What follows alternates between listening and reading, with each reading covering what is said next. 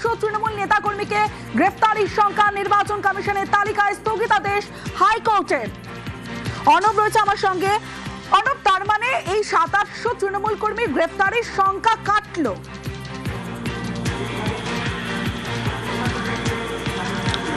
একেবারে তাই। এবং কমিশন যে ট্রাভেল মেকার বলে যে তালিকা প্রস্তুত করেছিল 21শে এপ্রিল, যদিও সংখ্যাটা যিনি জনস্বার্থ মামলাকারী সিনিয়র অ্যাডভোকেট কল্যাণ বন্দ্যোপাধ্যায় দাবি করেছিলেন 800, সংখ্যাটা 800 না, তাতে কিছুটা কম বেশি হবে, কমই হবে, এমনটা কিন্তু আজ সওয়ালে উঠে এসেছিল। কিন্তু সবথেকে যেটা বড় বিষয়, এই ট্রাভেল মেকার তালিকা অর্থাৎ ভোটে সম্ভাব্য গোলমালকারী যাদের তালিকা, সেই তালিকা কারা রয়েছেন? কলকাতায় সোনাপাপ্পুর নাম যেমন রয়েছে, একই সঙ্গে ওই তালিকায় নাম রয়েছে বেহালার যিনি বিধায়ক রত্না চট্টোপাধ্যায়ের। এছাড়াও একাধিক বিধায়কের নাম রয়েছে। এই বিধায়কদের নাম, উদয়ন গুহের নাম, আমি মাথাভাঙা রয়েছে এখান থেকে, এর পাশেই দিনহাটা বিধানসভার যিনি বিধায়ক উদয়ন গুহের নাম এই তালিকাতে রয়েছে। অর্থাৎ একাধিক বিধায়কের নাম, একাধিক কাউন্সিলরের নাম, একাধিক তৃণমূল নেতার নাম, একাধিক মানুষের নাম।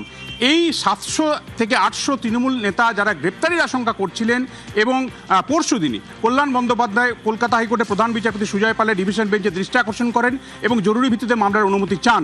আজকে কার্যত ম্যারাথন শুনানি হয় এবং তার রায় কিছুক্ষণ আগেই সেই রায়ের কপি কলকাতা হাইকোর্টের ওয়েবসাইটে আপলোড করা হয়েছে এবং সেখানে স্পষ্টভাবে কলকাতা হাইকোর্টের প্রধান বিচারপতি সুজয় পাল এবং বিচারপতি পার্থ সারথী সেনের ডিভিশন বেঞ্চ জানিয়েছে যে তালিকা 21শে এপ্রিল প্রকাশ করেছিল ট্রাভেল মেকার অর্থাৎ ভোটে গোলমালকারীর সম্ভাব্য মানুষজন হিসেবে যাদের দেওয়া হয়েছে, সেই তালিকাটা আপাতত কার্যকর হবে না। সেই তালিকার ওপর স্থগিতাদেশ দিচ্ছে কলকাতা হাইকোর্ট। কবে? 30শে জুন পর্যন্ত। আমরা জানি 2 দফায় ভোট, 29শে এপ্রিল ভোট, 4 মে রেজাল্ট, জুন মাস পর্যন্ত। এবং একই সঙ্গে বলা হলো ওই তালিকার ওপর কোনো রকম অ্যাক্ট করবে না পুলিশ বা প্রশাসন। তবে হ্যাঁ, কলকাতা হাইকোর্ট এটা বলেছে যে যদি আইন আনুক, পিআর অ্যাক্ট 1951 যে অ্যাক্ট অনুযায়ী এই ভোট পর্বটা হচ্ছে, পিপলস রিপ্রেজেন্টেশন অ্যাক্ট, এই অ্যাক্ট এবং বিএনএস অনুযায়ী কোনো নেতা কর্মী, সেই যে দলেরই হোক না কেন, তিনি যদি কোনো অপরাধ করে থাকেন তাকে পুলিশ গ্রেপ্তার করতে পারে, সেখানে কোনো বাধা নেই। তাই এই নির্দেশ দেওয়ার অর্থ এই নয় যাদের রক্ষা কবচ পেলেন বা স্থগিতাদেশ দেওয়া হলো তাদেরকে আর কোনোভাবেই গ্রেপ্তার করা যাবে না, তারা নয়।